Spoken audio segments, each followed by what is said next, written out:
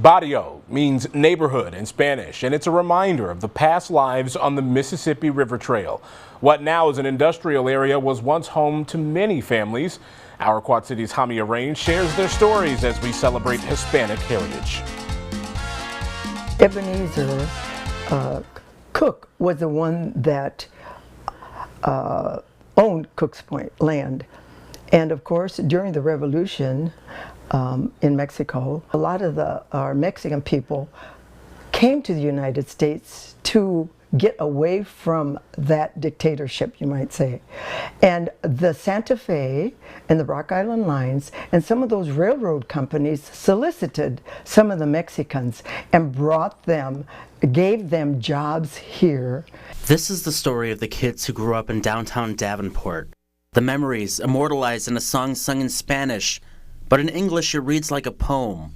The name of the song is Recuerdos. Memories. Remember, remember, remember, remember in my heart. These are the memories. Remember of my Cook's Point, where I was born. I think of togetherness, family, and how we work so hard. No running water, no paved streets, no electricity, all of those things, and those are the things that, the very essentials of life, we did not have, but we overcame all of that. Remember those times that were sad and happy. Remember of my people, they knew how to live. Remember those times that we cannot relive. I have a whole lot of grandkids, and I tell them about Cook's Point. And they said, was it okay? And I said, it had to be okay. That's what Mom and Dad had for us. Remember so many people that were so careful. We'd continue with our lives without rancor. We were a grand family in our barrio. The men working for the Rock Island Railroad, the women in agriculture or as housekeepers. We knew sacrifices that no one noticed. With all the pain, my heart cried. They would come with a truck. We'd all have knives, and they would haul us to Pleasant Valley to do the onion fields. Our parents have expired. They were so strong. They gave us all that was possible with little money. My grandfather worked for Rock Island Railroads. He fell. He fell off a car, and my 14-year-old uncle had to go work for him so he wouldn't lose his job. There was a lot of tough times down here, but they survived. The city of Davenport moved families out of there in the early 1950s.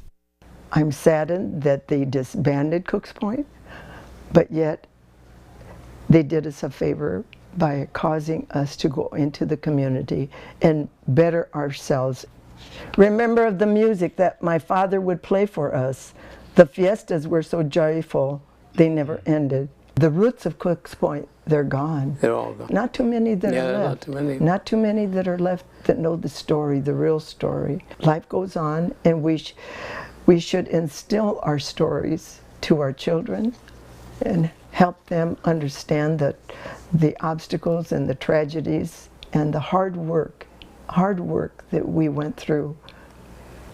We would have happiness with much tradition. Remember those days with pain and love. That's Hami Arain reporting. Now, some of these stories from Davenport are similar to migration stories across our Quad Cities, like La Yarda in Silvis and Holy City in Bettendorf.